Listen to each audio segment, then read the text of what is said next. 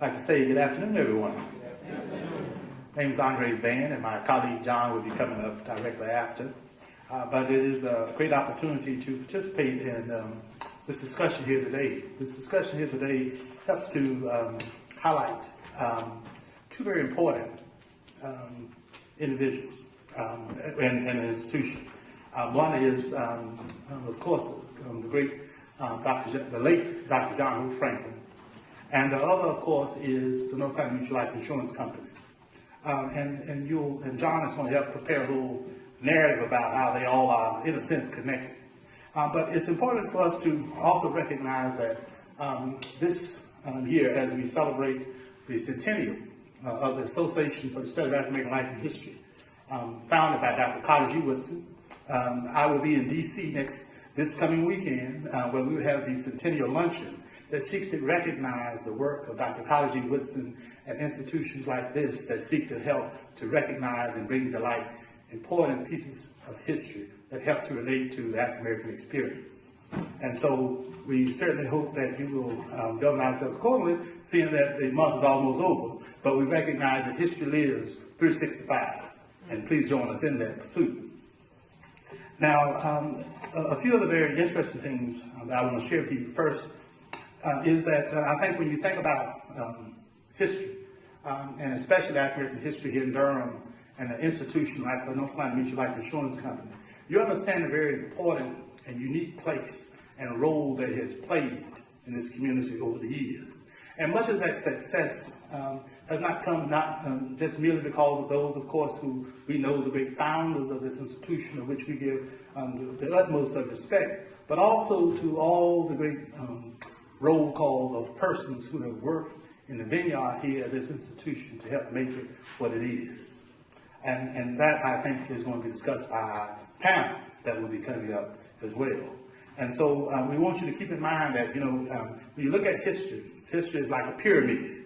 With the pyramid at the top, there's a 10%, that we know. And for those who had a chance to see James Brown, this movie that's out, he always talks about you got to flip that. Well, you have to flip the pyramid and focus on that 90%. And keep in mind the 10%, but focus on that 90%. Because within the midst of that 90%, I think you'll find that sense of richness and greatness that exists in terms of many of the persons whom have helped to make this institution what it is here on today. I also would be remiss to not note that the North Carolina Mutual Life Insurance Company donated their archives and records to Duke University and the NCCU, to the James Shepherd Memorial Library Archives as well. And as a result of that, one of the first promises that we made was that we would take some of their photographic images and make them available for public consumption. And they are, in fact, available. We want to allow you a great opportunity to be able to see them, and you can research them at your leisure after this. But I also want you to know that when you think about the North Carolina Mutual Life Insurance Company and the great work that goes on here, the important thing is that the history and research that flows from here and that looks at the lives of individuals and employees here will help to offer, I think, new narratives about how we explore and research the lives of individuals. The mutual that has weathered the storm grew up during the days of the institution of segregation, grew up in a time in which many persons said that an institution like this would not survive, and I was referring to the African Americans, by the way, and it has shown that it has the ability and endurance to endure throughout the years, and has done so. And so we're quite grateful and thankful for this great opportunity to participate and share with you. And as noted, the next person who will come up will share just a little bit more with you. But I, again, want to take this opportunity to thank you all, and so glad to see you. I have two programs that I'm participating in today, and so you'll see me disembarking in the back, but my colleagues will be coming up. So thank you.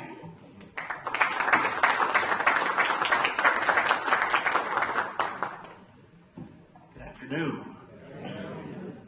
My name is John Gartrell, and I'm the director of the John Hope Franklin Research Center for African American History and Culture at Duke University in the David Rubenstein Library.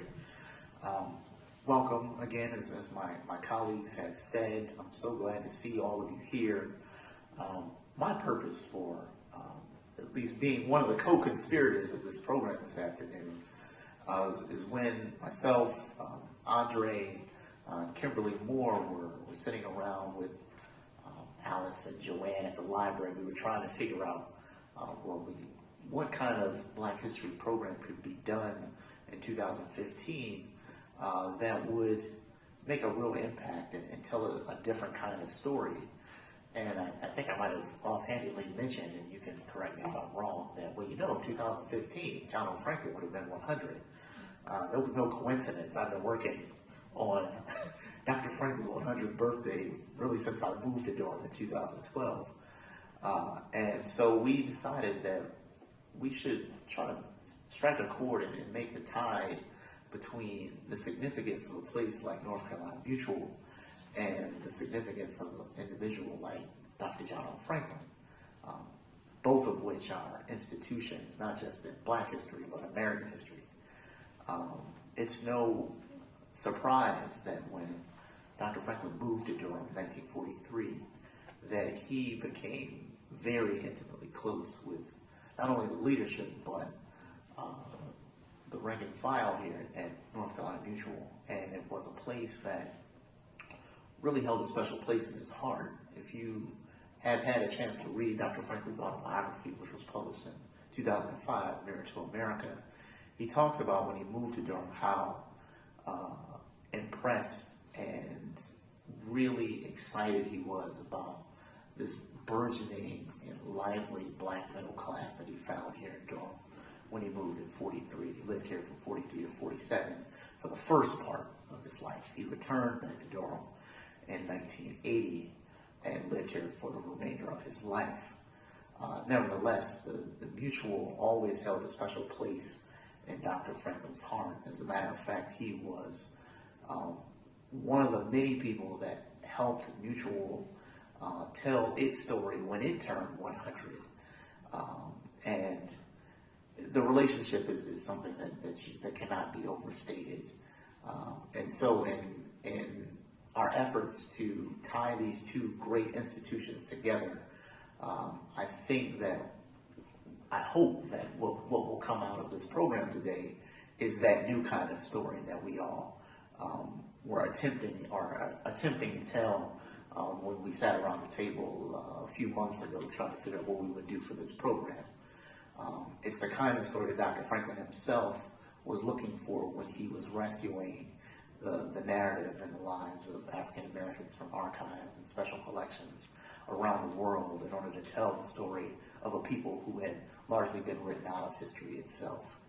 And so if I could just drop a few publicity things here, Duke and North Carolina Central have partnered to celebrate Dr. Franklin's 100th birthday throughout the year. And if you live in Durham, hopefully you've heard of this, unless you've been living under a rock. But the two universities have partnered to celebrate his legacy throughout the year. There were two programs at North Carolina Central throughout this particular month. And in January, we opened up an exhibit at Duke called John O. Franklin Imprint of an American Scholar. And the idea, which I had the great pleasure of curating myself. And when we talk about imprint, there's no doubt that North Carolina Mutual left an imprint on Dr. Franklin, and Dr. Franklin left an imprint on North Carolina Mutual. And so the next program that will be coming up in the sequence of the year is actually a distinguished lecture at the law school. It will be a luncheon at 12:30 on March the 4th. And then we'll be having another program at the end of March on the 28th, where we will have, it's entitled Reflections on Aurelia Whittington Franklin, who was Dr. Franklin's wife for 59 years. And that'll be at the main library. And we moderated the panel by his daughter-in-law, Karen Franklin, and close family and friends of the Franklins. So I hope to see you all there. That'll be on March the 28th at 3 p.m. And now I will bring the third co-conspirator for this program, the reason why you all are here, Ms. Kimberly Moore. Sorry, excuse me. Excuse me, Ms. Kimberly Williams. I don't know why I said Moore. Excuse me. Ms. Kimberly Williams to the stage now. Thank you.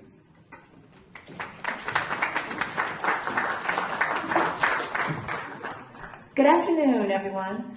We are so thrilled to have you all here in what I like to call the Mutual Living Room. I am the person that represents North Carolina Mutual, the triumvirate who came together with the goal was to acknowledge the role that Dr. Franklin played at North Carolina Mutual by lifting up families and the names of families that you may not know that much about. We all have heard, and every Black History Month we hear all about the Spalding family and the Moores. And there's a new book that's actually being written by Eileen Watts Welch on Dr. Aaron Moore. But we wanted to take a few moments this afternoon to highlight one of the families that I've come to know a little bit about since I've been here for 10 years. And the gentleman who I'll be sharing the conversation with is Mr. Connie Watson, who will share the story of his family here at the Mutual, which began with his father and then went on to him. And there's some of you in the audience I know who can tell even more stories about your family, and we will have an opportunity to hear some of those as well at the end. So if you have a story that you want to tell about your father or your aunt, please do not leave. We will have a question and answer time so folks can hear from you, because I see some folks in the audience who have heard some of their stories, and you should as well. But Mr. Connie Watson has been gracious enough to share some time with me this afternoon. He is a 1957 graduate of North Carolina College at Durham, currently North Carolina Central University. He has a BS degree in chemistry. Upon graduation, he worked for the U.S. Patent Office and Kodak. And then while working in New York, he married his college sweetheart and had a very long and distinguished career that he will go into more detail about.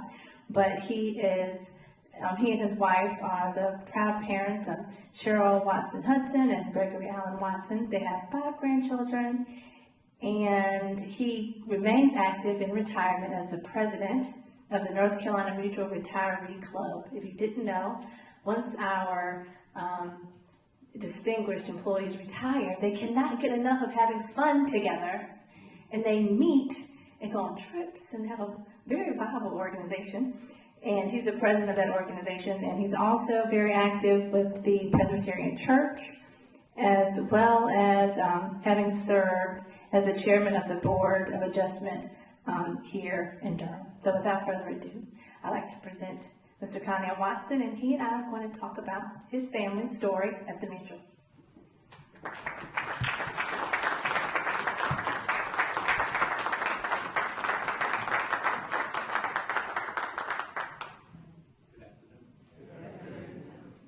So just to start off, Mr. Watson, I wanted to have you share with us the role that you and your family played in the history of the company and what that meant to be employed at the North Carolina Mutual Life Insurance Company. Thank you, Kimberly. I would like to begin with my father. My father was one of 13 children born in Charlotte, North Carolina, and he was the only member of his family that was able to go beyond what was then high school. He attended Winston-Salem Normal Institute, which later became Winston-Salem State University. Upon completing his work there, he returned to Charlotte and served as the principal of a high school there. And he didn't like the pay. He met Mr. A.E. Spears. I don't know whether that name rings a bell with anyone, but Mr. Spears convinced him to join North Carolina Mutual Life Insurance Company, and he did that in 1935 as an agent on the Charlotte district. He married my mother, and of course my brother and I were born there in Charlotte. We later moved, because of an opportunity, he later moved to Salisbury, North Carolina, and that's where my brother and I grew up. In 1953, I finished high school in Salisbury, And I wanted to get 50 miles away from home for college. My high school professor brought me to Durham to apply for a James E. Shepard scholarship, which I was successful in receiving.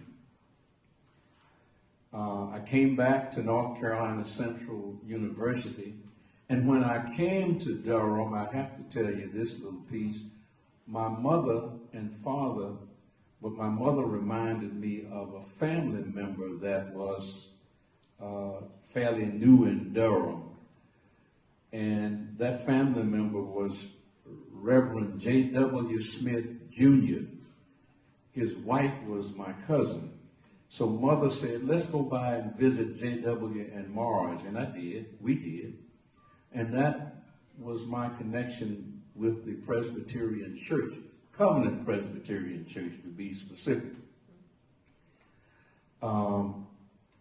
While attending North Carolina Central University, as I said, I majored in chemistry with a minor in math.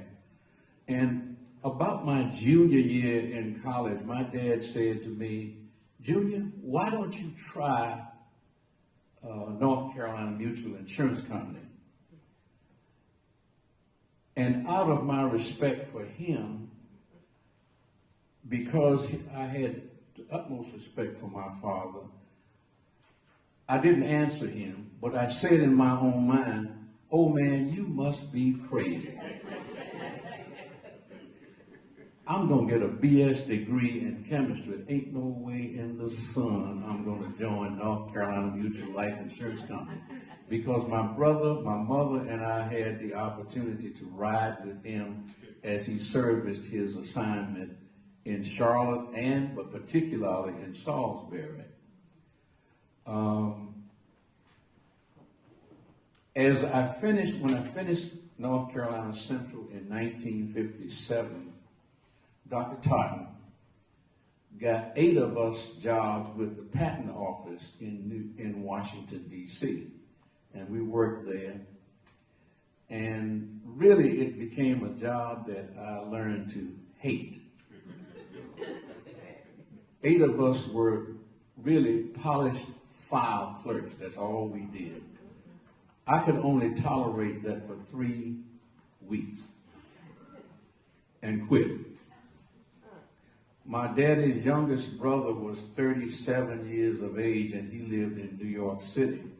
And he encouraged us to come to New York to visit him.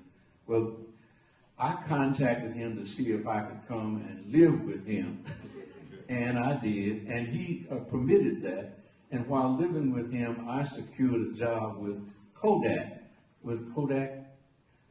Industry as a chemist in a job that I enjoyed. My uncle was 30. He was a ladies' man. I'm sorry. He was divorced, and he was a man that enjoyed his divorced life, I should say. At age 39, he became ill and died. We returned to Charlotte for his funeral, and while making plans to return to his funeral, I put everything I owned in his apartment in the car in our route to Charlotte. I attended the funeral, and in the meantime, I didn't say, my wife, I got married to my college sweetheart, and she lived with us in New York in his apartment. We found out that she was expecting, so she came back to Salisbury to live with my family because we didn't want our child to be born in New York City. The uncle died. I came home to attend the funeral, and while there, I decided to call Kodak and quit my job with $20 in my pocket and a pregnant wife. My father said to me, why don't you try North Carolina Mutual? You know how good that sounded. And I made up my mind. I said, well, I will try North Carolina Mutual, but I can try it until I can get something better. And I worked, they offered me a job in Asheville, North Carolina on December the 15th, 1958. And I worked there. I was hired by a Mr. R.C. Robinson, who was the district manager of Charlotte. He was a protege of Mr. A.E. Spears. On April of 1962, Mr. W.A. Clement, through Mr. Robinson, offered me a job in Birmingham, Alabama. Yeah. And I decided to take the job in Birmingham, Alabama. Mr. Clement said, if you go to Birmingham and do a good job, I will take care of you. He was a man of his word. In 1962, I went to Birmingham, started there on March 1st, 1962. Now, I don't know how many of you have seen the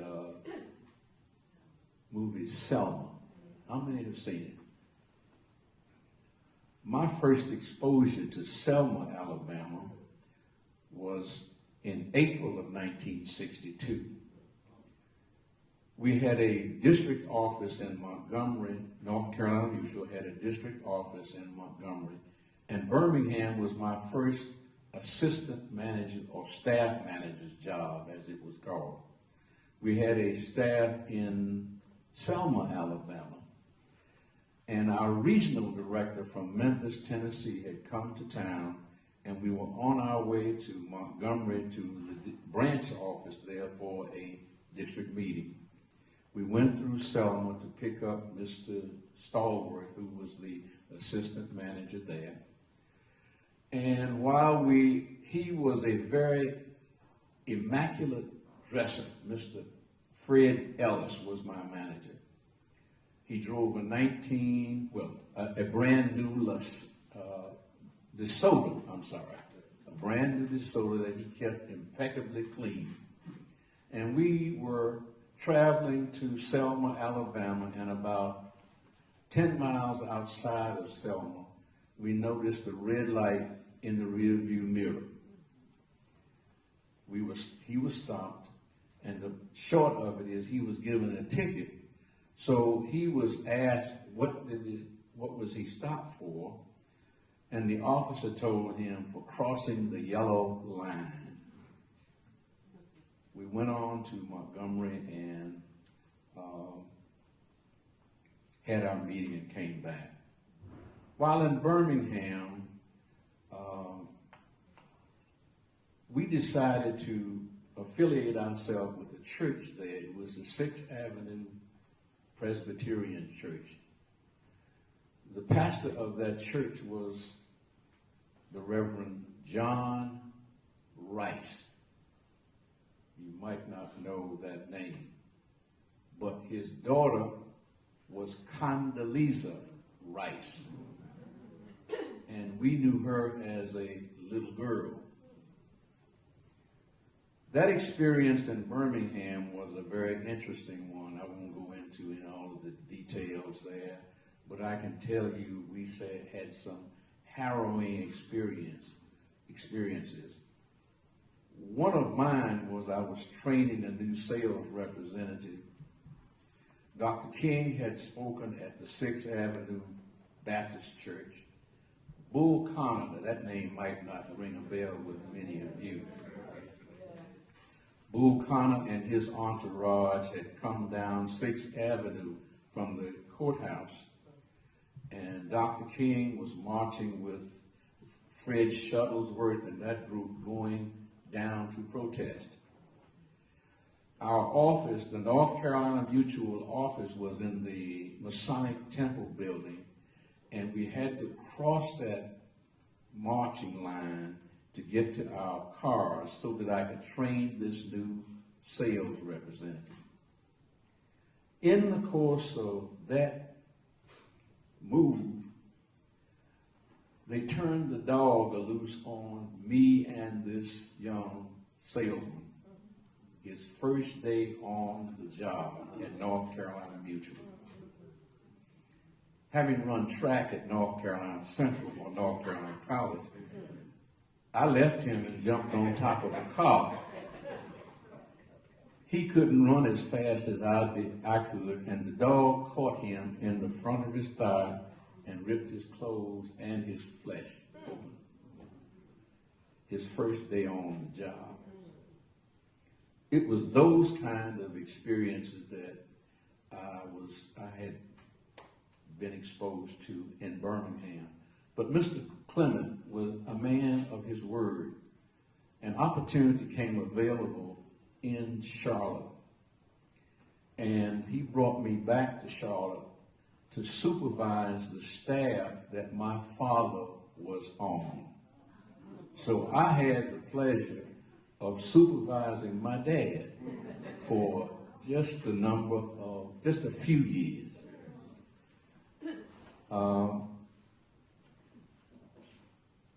He would always, when I would travel his sales route with him, he would proudly tell people, "This is my boss." And it made me feel good. It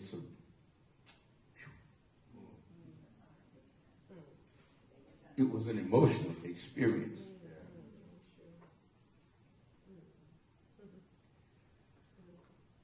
It was because of him that I made the commitment to join North Carolina Mutual and stay rather than just looking for another opportunity.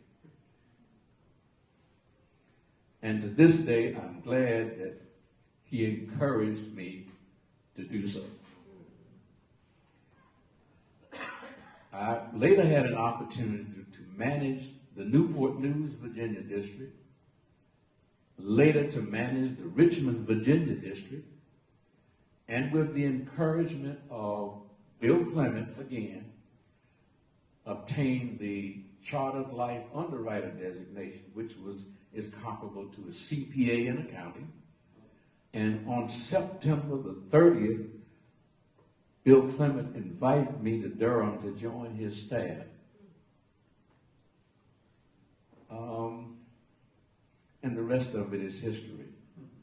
I ultimately retired in 1990 as Vice President and Vice President Agency Director. It was it has been a fantastic experience. And I thank my father for the encouragement to take that step. That's kind of the story of where I am.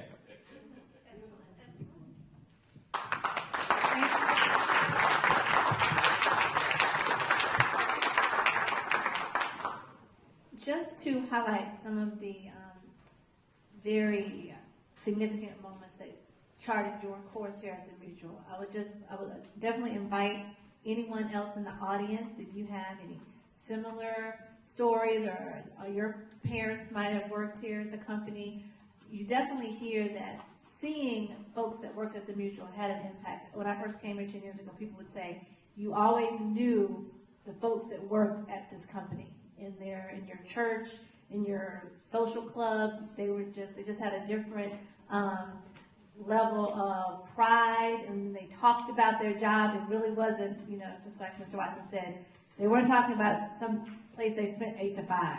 You heard it in their voice. It meant more to them than just their occupation. So I would invite, if anybody in the audience have any questions, Mr. Watson, you have a story you'd like to share. I know that there's some folks out here who have stories.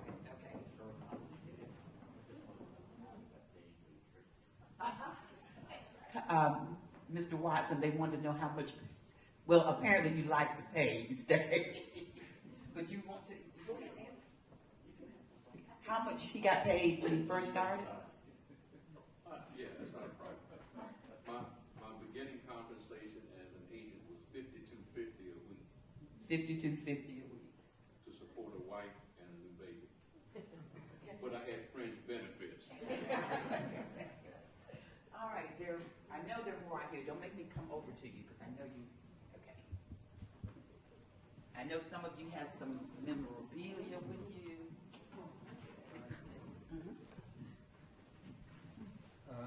Perhaps I'll stand over here where you can see me. I like to face my audience. I like to face my audience. My name is Carter Smith. My father was C.C. Smith Jr.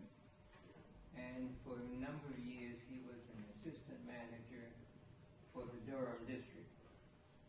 And later on he became a manager of the Raleigh district just before his retirement. I'd like to say that I grew up in the shadow of the mutual, but not a real shadow, it was a light.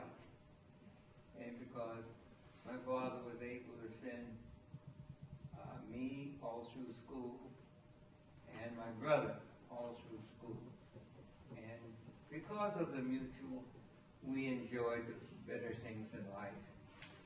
I also would like to let you know that two other retirees from the mutual are Wayne Perry and Gordon Perry.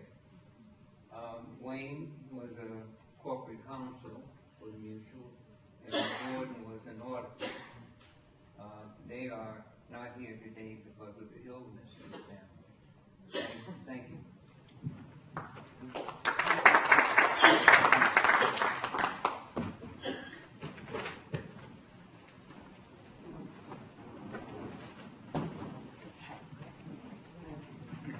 I'm the wife of an employee, John W. Clinton, and I have here his retirement program, which A.E. Spears Jr. was the host of that. And I brought with me the Whetstone in 1938. Yeah. But my husband started working for North Carolina Mutual Life Insurance Company when he was a student at A&T, and he was a janitor. And he worked his way, and then he said he was hired as an agent. And Mr. Gray, who was the person there, sent him out, and he came back and he said, is that all you did? And he said, yes, but I did the best I could. And he said, well, it was not good enough. So we decided he would go in a different area at the North Carolina Mutual. And he ended up with 43 years, retired in 1983. And after 43 years of service as an assistant, as an associate controller.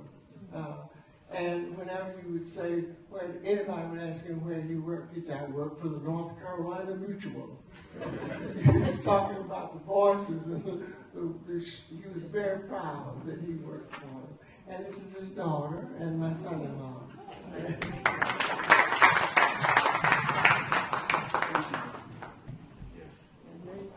Nathan needs to talk. Oh, yeah. Well, we'll get this gentleman, PJ, and then we'll come back to Mr. Thomas. My name is Wayne McNair, and I worked for North Carolina Mutual in the Fayetteville district from 1980 to 84. And talking about family, I had my older brother, Charlie McNair Jr.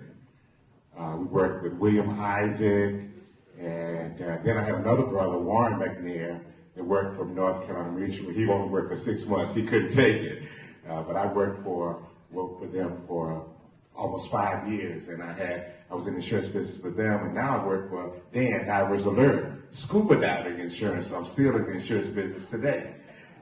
But we had such a great family spirit. As a matter of fact, our song was, when we used to have district meetings, was, oh, give me that good old mutual spirit. Give me that good old mutual spirit. Give me that good old mutual spirit. It's good enough for me. And it was great. We had such fun with mutual. We could get you and Mr. Watson together. I think we could have a nice little musical interlude here.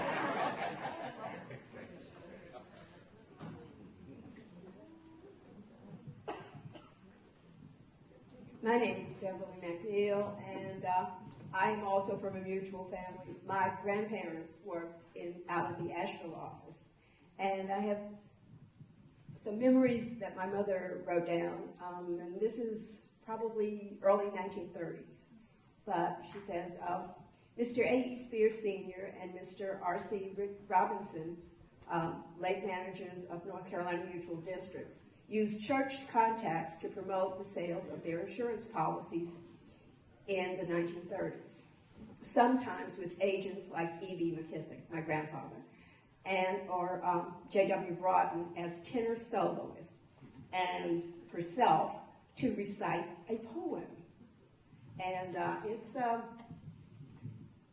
well, it wouldn't win a Pulitzer, but anyway, it's a great poem, and it does make the point. It says, Daddy, if you know we're hungry, know that we are very poor. It must break your heart in heaven, 'cause you did not insure. Mama wonders why you didn't save the dimes you threw away, but you were too strong and healthy for insurance, people said. You were taken without warning, leaving us to fight alone. You'd have taken our insurance, Dad, if you'd only known.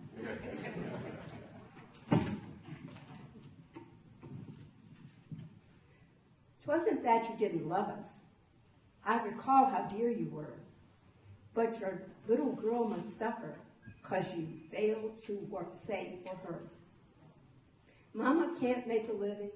She is wearing out, she says. I shall have to miss some schooling for the sake of daily bread. When she's gone, I guess they will take me to a place of charity, to be clothed and fed, but Daddy, that cannot be home to me. Mary's daddy left insurance, and their home will still be theirs. They're not hungry. Mary gives me cast-off clothes she used to wear. They don't have to take in sewing. Mary's mama doesn't cry, 'cause her daddy left insurance. But you didn't, Daddy. Why? Apparently that went over really well in the programs. But my grandmother worked in the office in Asheville, and my grandfather was an agent, and again, worked with Mr. Spears, who has been a family friend. The Spears family and my family have continued to be friends for many, many years, and Mr. Robinson, who was my grandfather's best friend. Was that one of the reasons Durham was so much like home? You came back and went to, we were classmates at Duke. Well, my father actually did the electrical subbing on this building, so this is, being in this building is very emotional for me. He was very proud of it. But maybe because he had more electricians working for him than anybody else, and when they couldn't find a black company big enough to do it, but because he had so many electricians, he was the sub to the white company.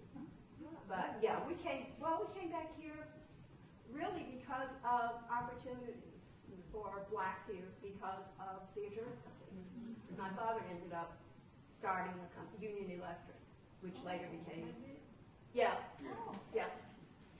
Beverly. Thanks, BJ.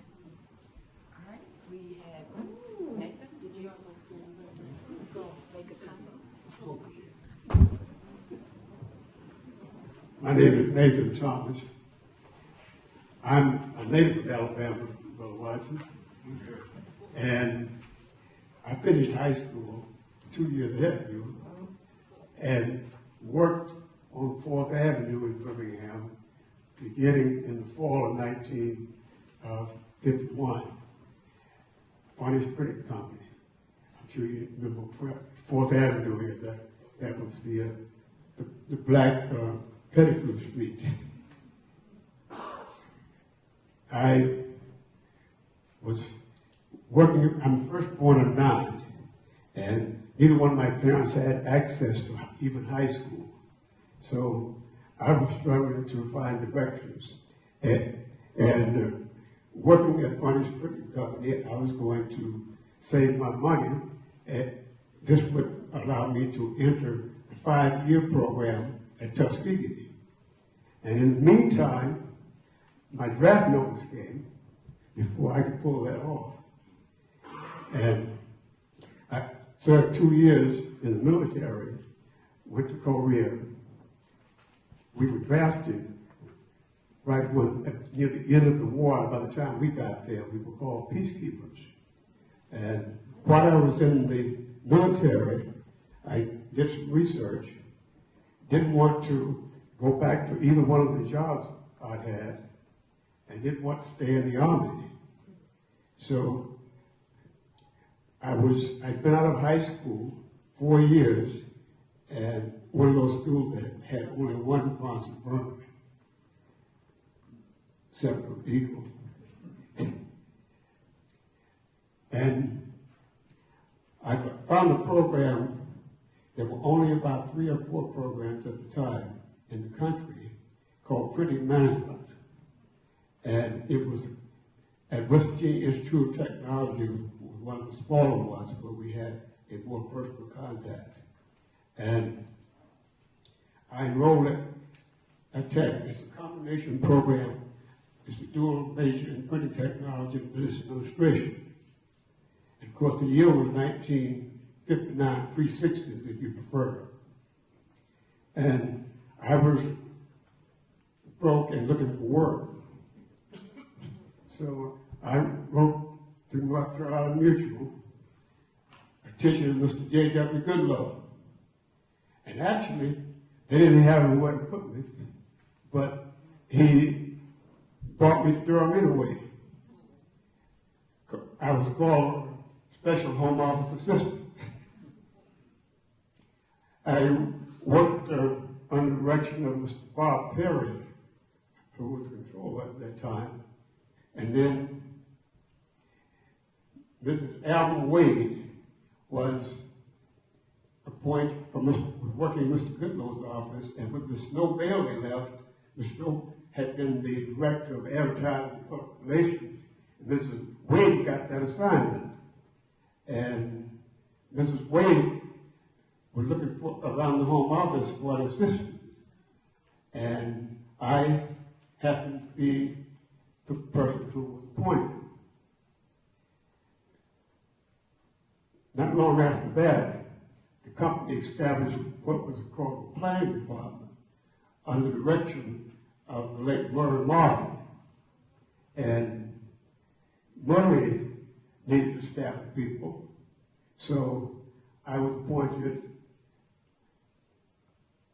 planning assistant along with George Cox, who was the assistant planning director. Murray was the director. Asa Jr. and I were planning assistants. When Mr. M.A. Sloan was appointed director of operations, he wanted someone to be the manager of those operations that were on the lower level of the building, and I became director of general services. And later on, my last title, I was still working as general services manager, and I was promoted to assistant vice president of general services. But that's the essence of my experience with North Carolina Mutual.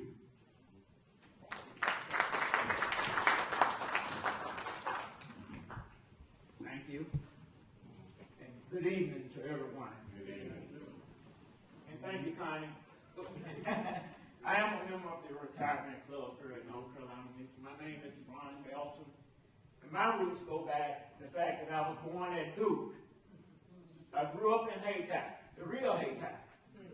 And I remember when the Duke family home place was sitting here back in the day. But anyway, like I said, my roots go back to a gentleman that was a salesman, and his name was Marvin Hudson. I used to see this man walking down the street. I guess I was about 5 or 6 years old. And I used to say to my grandmother, because she had a policy, well, quite a few policies with North Carolina Mutual, on all her grandkids, and great-grandkids. And my great-grandmother raised me. But when I would see this man come down the street, here's a black man on a weekday with a necktie on. I said, what is this? You know? And I do know on Sunday, I see him quite a bit. But anyway, my great-grandmother kind of explained things to me. He was an insurance salesman.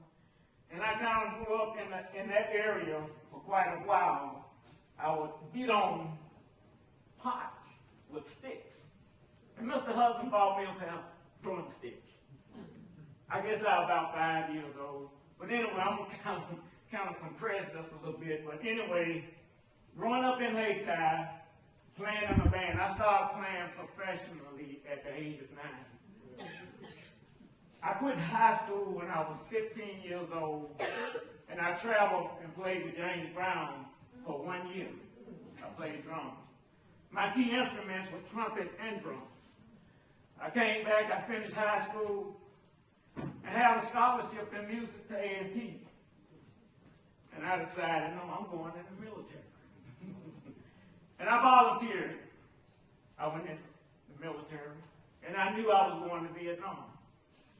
I'm an Army Ranger, and I served with the 5th Special Forces in Vietnam. And some of my duties, my main MOS, my job in the military, was communications.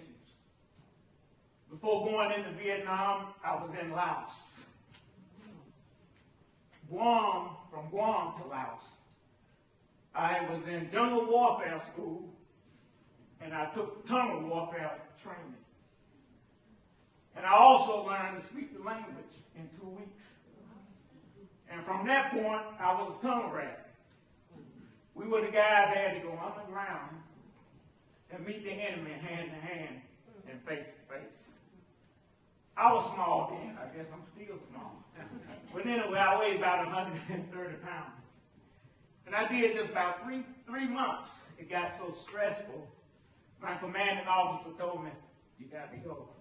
So after that point, I went into long-range recon, covert-type operations, special ops, under the command of General William C. Westmoreland, and I served under MACD. But anyway, a lot of things happened during that time. But I want to say, when I got out of the military in '68, I couldn't find a job. I was a brick mason when I first came out, October '68. I started laying brick again, and I laid quite a few bricks in this city. I helped build Shepherd School. I laid a few bricks there. If anybody been out in Emerald Woods, there was a stone house in Emerald Woods. I did the fireplace in that house. And my thing was numbers. I love myself some numbers. When I was on the ground in Vietnam calling in the airstrikes, only thing I had in front of me was a grid, a compass, and a protractor at the time. But I never called any rounds in on friendly troops. But anyway, when I got out, I went back to Fort Benning and helped train troops that were going to Vietnam. And when I got out in 1968, I couldn't find a job. October 1968, I guess I put out I went about 10 different places trying to find a job. My mother told me, why don't you try North Carolina Mutual? And I did that same month. A week after I came up here and applied, they called me, I had a job. And my job was computer operations. Like I said, I love numbers. I had training in communications, Morse code, cryptographics, and all that. And I was able to get into the data processing department. And I started off as a computer operator. But I kept moving whenever there were classes or anything in place, I would take those classes. So I ended up deciding to go back to school on the GI Bill. And I ended up going to Durham College and got a degree in management and computer programming. When I left North Carolina Mutual in 1990, I stayed here 22 years. When I left in 1990, the note I left on, I had to keep going because when this door closed, other doors are open. But anyway, my skills that I learned in the military, I decided to go into private detective work, which I did. I was licensed by the state of North Carolina as a private detective. And I did this about 5 years, and I told my wife, hey, when I got to pull my weapon, I said, it's time for me to leave it alone. I've done enough of that already. But anyway, I worked with the group in Raleigh. In 1983, I went to Washington, D.C. I was riding a bike here. I had the 75th edition of the Holly. It was black and gold. And we rolled up to D.C. when they dedicated the memorial in Washington. And in 1987, I worked with the group in Raleigh to build the first memorial on the Capitol grounds that represents a black, a white, and a Hispanic. The Vietnam Veterans Memorial. And the name of it is after the firefighter. In 1992, a group and I took upon ourselves to do a memorial in Durham. I designed the Vietnam Veterans Memorial here in Durham. Been there 22 years. I hold a copyright to it. Thank God. And right now, in this day and time, I do maybe 2 to 3 tours at the memorial for kids in the public school system and kids that come from out of town. To let them know about that war, because our kids know nothing about Vietnam. But it was during a time where blacks really couldn't get a job when they came back from that war. Not only blacks, but if you've been to Vietnam, the first thing they want to say, you crazy. But when I came up here and applied for the job, I had no problem. And like I said, I worked here 22 years in the data processing department, and I've seen a lot of change in computers. You know, working in that department, I did a lot of coding, say COBOL, RPG, you name it, we did it. And I say to keep it, even now, you know, with the computer personnel that we had during that time, you have a lot of good computer programmers here at North Carolina. And like I said, I worked in that field. And also when we had the 20th anniversary of this building, I played with the production UB, and hopefully one day all of you will get a chance to see that production, hopefully. But anyway, I worked with that, and when I left her, I did what I had to do to survive, and right now today, I still work with veterans. I served on the select committee in Washington, D.C. on the prisoners of war and missing MIAs. I also served on the board over at the University of North Carolina of Child Development and Learning for 3 years on the Agent Orange project. And most of the veterans that I know, we worked out in the field through North Carolina. And like I say, during that time, I didn't have nothing else to do. So I had to stay busy. But anyway, we were able to bring a lot of veterans and their kids in who had made contact with Agent Orange because it was everywhere. But still, we the Vietnam veterans, we're still fighting those battles. And like I say, I've enjoyed working for this company, and I still come down to our retirement meeting. And if anybody have any questions they'd like to ask me, whenever we go on that side of the building, over here, just feel free to ask me. Because even now, if it's okay, but like I say, I enjoy my time working with this company.